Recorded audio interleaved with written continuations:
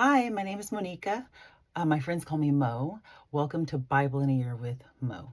Today is day 26, and I am going to be reading Genesis 26, Psalm 26, and Matthew 26. And I'm going to just dive right in. Now there was famine in the land. This is Genesis 26. Now there was famine in the land, besides the earlier famine of Abraham's time, and Isaac went to Abimelech, king of the Philistines, in Gerar. The Lord appeared to Isaac and said, "Do not go down to Egypt. Live in the land where I tell you to live. Stay in this land for a while, and I will be with you and will bless you. For to you and your descendants I will give all these lands, and will confirm the oath I swore to your father Abraham. I will make your descendants as numerous as the stars in the sky, and will give them all these lands. And through your offspring, all nations on earth will be blessed, because Abraham obeyed me and kept my requirements, my commands, my decrees, and my laws. So Isaac stayed in Gerar. When the men of that place asked him about his wife, he said, 'She is my sister,' because he was afraid to say, 'She is my wife.' He thought, 'The men of this place might kill me on account of Rebekah, because she's beautiful.' When Isaac had been there a long time, Abimelech, king of the Philistines, looked down from a window and saw Isaac caressing his wife Rebekah. So Abimelech summoned Isaac and said, 'She is really your wife. Why did you say she is my sister?' Isaac answered him, 'Because I thought I might lose my wife on account of her.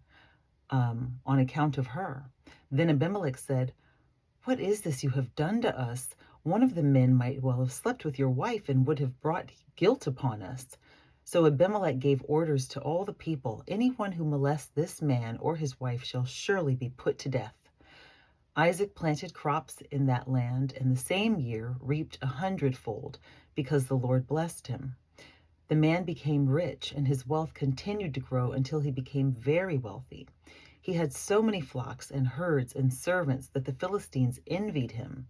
So all the wells that his father's servants had dug in the time of his father Abraham, the Philistines stopped up, filling them with earth. Then Abimelech said to Isaac, 'Move away from us. You have become too powerful for us.' So Isaac moved away from there and encamped in the valley of Gerar and settled there. Isaac reopened the wells that had been dug in the time of his father Abraham, which the Philistines had stopped up after Abraham died, and he gave them the names his father had given them. Isaac's servants dug in the valley and discovered a well of fresh water there. But the herdsmen of Gerar quarreled with Isaac's herdsmen and said, 'The water is ours.' So he named the well Esek, because they disputed with him. Then they dug another well, but they quarreled over that one also. So he named it Sitnah. He moved on from there and dug another well, and no one quarreled over it. He named it Rehoboth, saying, 'Now the Lord has given us room, and we will flourish in the land.' From there he went to Beersheba. That night the Lord appeared to him and said, 'I am the God of your father Abraham. Do not be afraid, for I am with you. I will bless you and will increase the number of your descendants for the sake of my servant Abraham.' Isaac built an altar there and called on the name of the Lord. There he pitched his tent, and there his servants dug a well. Meanwhile, Abimelech had come to him from Gerar with Ahuzeth, his personal advisor, and Phicol, the commander of his forces. Isaac asked them, 'Why have you come to me, since you were hostile to me and sent me away?' They answered, 'We saw clearly that the Lord was with you, so we said, there ought to be a sworn agreement between us and you. Let us make a treaty with you that you will do us no harm, just as we did not molest you, but always treated you well and sent you away in peace. And now you are blessed by the Lord.' Isaac then made a feast for them, and they ate and drank. Early the next morning, the men swore an oath to each other. Then Isaac sent them on their way, and they left him in peace. That day Isaac's servants came and told him about the well they had dug. They said, 'We found water.' He called it Shibah, and to this day the name of the town has been Beersheba. When Esau was 40 years old, he married Judith, daughter of Beri the Hittite, and also Basemath, daughter of Elon the Hittite. They were a source of grief. They were a source of grief to Isaac and Rebekah.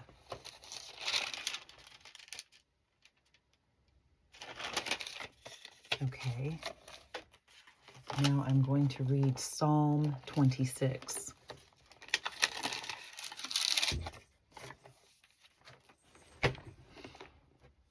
Vindicate me, O Lord, for I have led Vindicate me, O Lord, for I have led a blameless life. I have trusted in the Lord without wavering. Test me, O Lord, and try me. Examine my heart and my mind, for your love is ever before me, and I walk continually in your truth. I do not sit with deceitful men, nor do I consort with hypocrites.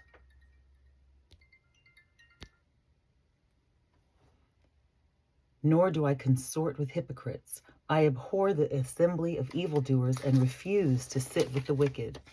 I wash my hands in innocence and go about your altar, O Lord, proclaiming aloud your praise and telling of all your wonderful deeds.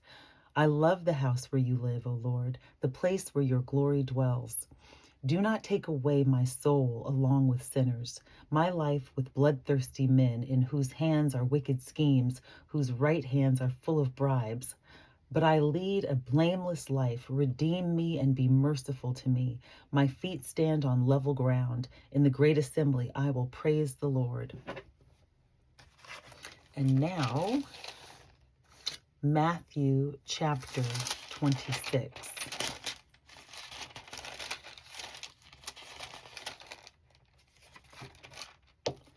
Wow, this is about the death and resurrection of Jesus, our King. So when Jesus had finished saying all these things, he said to his disciples, "As you know, the Passover is 2 days away, and the Son of Man will be handed over to be crucified." Then the chief priests and the elders of the people assembled in the palace of the high priest, whose name was Caiaphas, and they plotted to arrest Jesus in some sly way and kill him. But not during the feast, they said, or there may be a riot among the people. While Jesus was in Bethany, in the home of a man known as Simon the leper, a woman came to him with an alabaster jar of very expensive perfume, which she poured on his head as he was reclining at the table. When the disciples saw this, they were indignant. "Why this waste?" they asked. "This perfume could have been sold at a high price and the money given to the poor." Aware of this, Jesus said to them, "Why are you bothering this woman? She has done a beautiful thing to me. The poor you will always have with you, but you will not always have me. When she poured this perfume on my body, she did it to prepare me for burial. I tell you the truth, whenever this gospel is preached throughout the world, what she has done will also be told in memory of her." Then one of the 12, the one called Judas Iscariot, went to the chief priests and asked, "What are you willing to give me if I hand him over to you?" So they counted out for him 30 silver coins. From then on, Judas watched for an opportunity to hand him over. On the first day of the Feast of Unleavened Bread, the disciples came to Jesus and asked, "Where do you want us to make preparation for you to eat the Passover?" He replied, "Go into the city to a certain man and tell him, 'The teacher says, my appointed time is near. I am going to celebrate the Passover with my disciples at your house.'" So the disciples did as Jesus had directed them and prepared the Passover. When evening came, Jesus was reclining at the table with the 12, and while they were eating, he said, "I tell you the truth, one of you will betray me." They were very sad and began to say to him, one after the other, "Surely not I, Lord, surely not I." Jesus replied, "The one who has dipped his hand into the bowl with me will betray me. The Son of Man will go just as it is written about him. But woe to that man who betrays the Son of Man. It would be better for him if he had not been born." Then Judas, the one who would betray him, said, "Surely not I, Rabbi." Jesus answered, "Yes, it is you." While they were eating, Jesus took bread, gave thanks, and broke it, and gave it to the disciples, saying, "Take and eat. This is my body." Then he took the cup, gave thanks, and offered it to them, saying, "Drink it, all of you. This is my blood of the covenant, which is poured out for many for the forgiveness of sins. I tell you, I will not drink of this fruit of the vine from now on until that day when I drink it anew with you in my Father's kingdom." When they had sung a hymn, they went out to the Mount of Olives. Then Jesus told them, "This very night you will all fall away on account of me, for it is written, 'I will strike out the shepherd, and the sheep of the flock will be scattered.' But after I have risen, I will go ahead of you into Galilee." Peter replied, "Even if all fall away on account of you, I never will." "I tell you the truth," Jesus answered, "this very night, before the rooster crows, you will disown me 3 times." But Peter declared, "Even if I have to die with you, I will never disown you." And all the other disciples said the same. Then Jesus went with the disciples to a place called Gethsemane, Gethsemane, Gethsemane.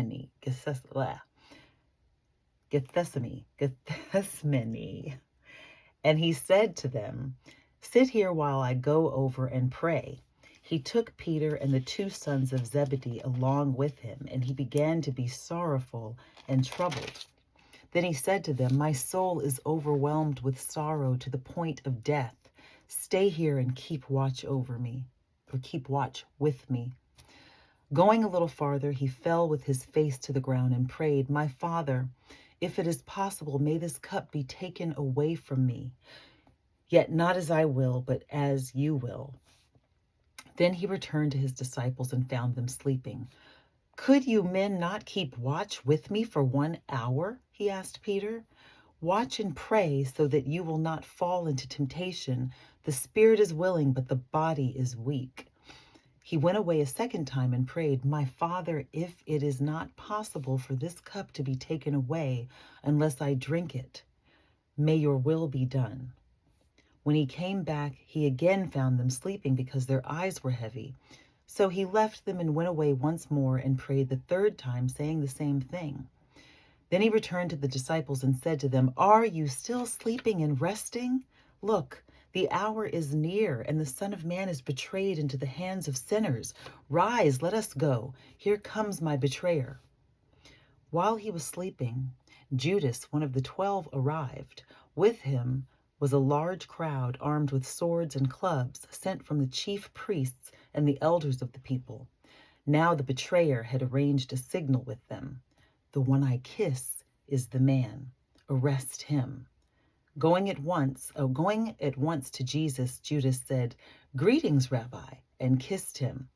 Jesus replied, "Friend, do what you came for." Then the men stepped forward, seized Jesus, and arrested him. With that, one of Jesus' companions reached for his sword, drew it out, and struck the servant of the high priest, cutting off his ear.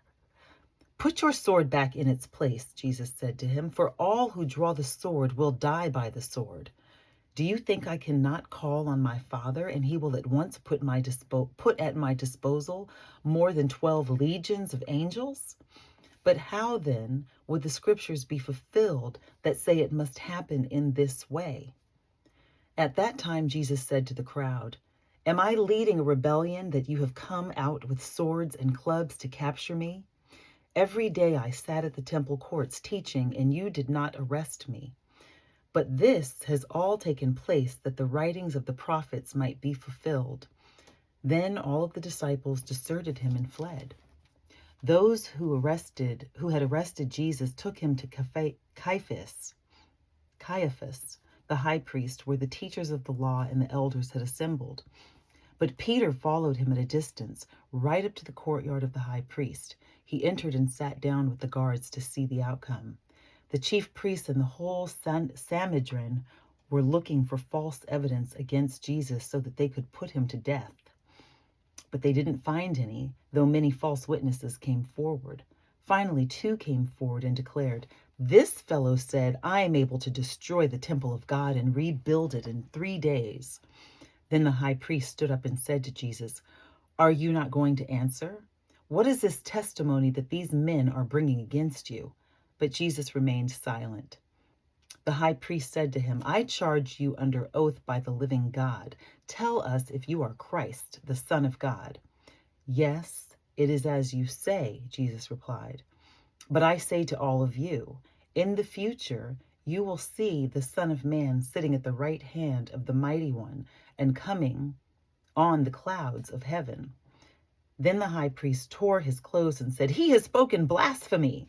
Why do we need any more witnesses? Look, now you have heard the blasphemy. What do you think?" "He is worthy of death," they answered. Then they spit in his face and struck him with their fists. Others slapped him and said, "Prophesy to us, Christ. Who hit you?" Now Peter was sitting out in the courtyard, and a servant girl came to him.